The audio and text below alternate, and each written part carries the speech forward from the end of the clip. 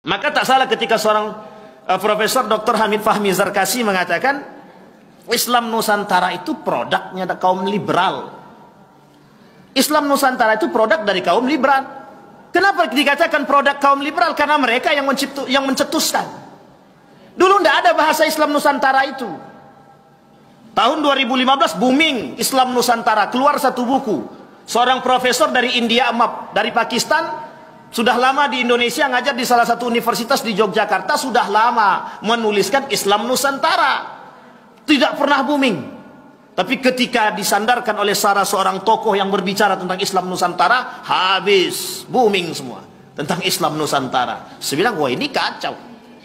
Bagi mereka biasa. Sehingga mohon maaf Bapak Ibu, kelak ketika orang sholat, ketika menggunakan pakaian-pakaian yang mohon maaf ada tradisi-tradisi sono, dianggap, oh ini nggak cocok nih, ini bukan orang Nusantara ini. Dampaknya begitu Pak. Dengan bangga mereka memperkenalkan Islam Nusantara, kemudian mereka lontarkan pemikiran-pemikiran yang justru bertentangan dengan ajaran Nabi Muhammad Sallallahu Alaihi Wasallam. Antara lain, bahwa Islam itu agama pendatang. Islam itu agama pendatang dari Arab. Ini jadi persoalan serius. Kalau Islam dikatakan sebagai agama Arab, ini persoalan serius. Karena Islam itu bukan dinun Arabiyun, Islam itu dinun Samawiyun. Islam itu agama langit, bukan agama Arab. Agama langit yang diturunkan oleh Allah Subhanahu wa Ta'ala untuk pertama kalinya ke tengah bangsa Arab, untuk disebarluaskan ke seluruh suku bangsa. Di mana Allah firmankan dalam Al-Quranul Karim kepada nabinya tercinta Sayyiduna Muhammad Sallallahu Alaihi Wasallam, wa ma arsalnaka illa kafatan linnas basyiran wa nadhira. Sadaqallahul azim. Jadi Allah yang menyatakan dalam Al-Quran, tidaklah kami mengutus engkau wahai Nabi, wahai Rasul, wahai Muhammad, melainkan kafatan linnas, untuk segenap umat manusia. Nabi itu diutus sebagai basyiran, sebagai pembawa berita gembira, wa nadhiran, dan sebagai pemberi peringatan.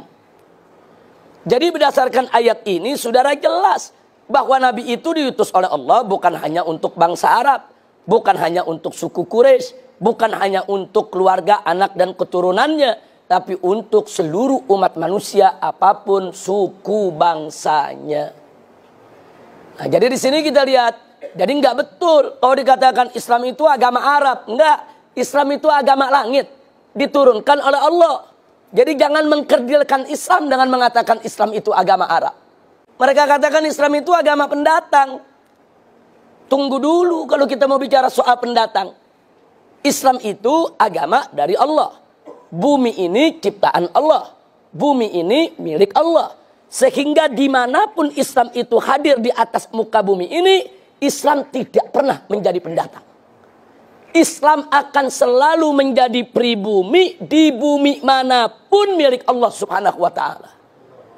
Jadi jangan mereka sombong dengan mengatakan Islam itu pendatang. Tidak. Orang Arab di Indonesia pendatang. Orang Cina di Indonesia pendatang. Tapi Islam bukan pendatang, saudara. Islam itu datang dari Allah Subhanahu wa Ta'ala di atas muka bumi. Bumi ini milik Allah.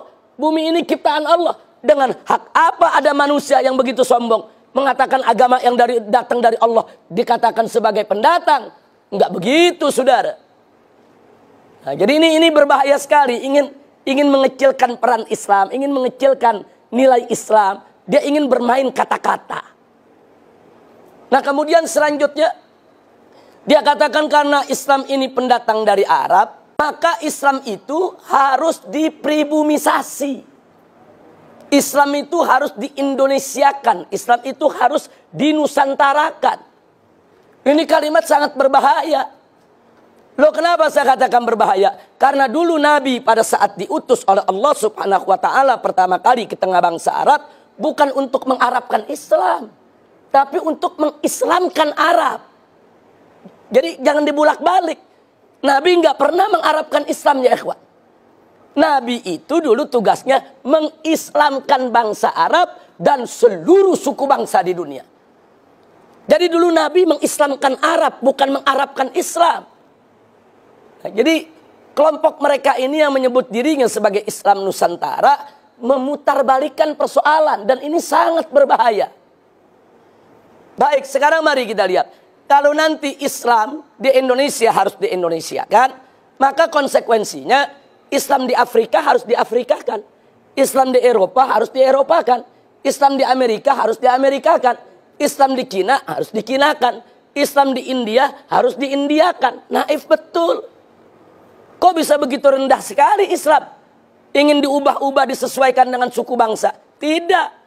Dulu Nabi alaihi salatu wassalam dan para sahabatnya radhiyallahu taala anhum, dan para tabi'in, para tabi'in, serta ulama yang datang setelah mereka, saudara, mereka berjuang menyebarluaskan Islam. Mereka Islamkan Arab, Islamkan Persia, Islamkan India, Islamkan Cina, Islamkan Amerika, Islamkan Eropa, Islamkan Afrika, dan mengislamkan Nusantara.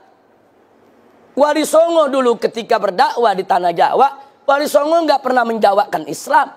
Wali Songo nggak pernah menusantarakan Islam. Justru Wali Songo mengislamkan Tanah Jawa dan mengislamkan Nusantara. Nah, ini sengaja saya tekankan karena mereka ingin mengkerdilkan Islam seolah-olah ini cuma urusan orang Arab.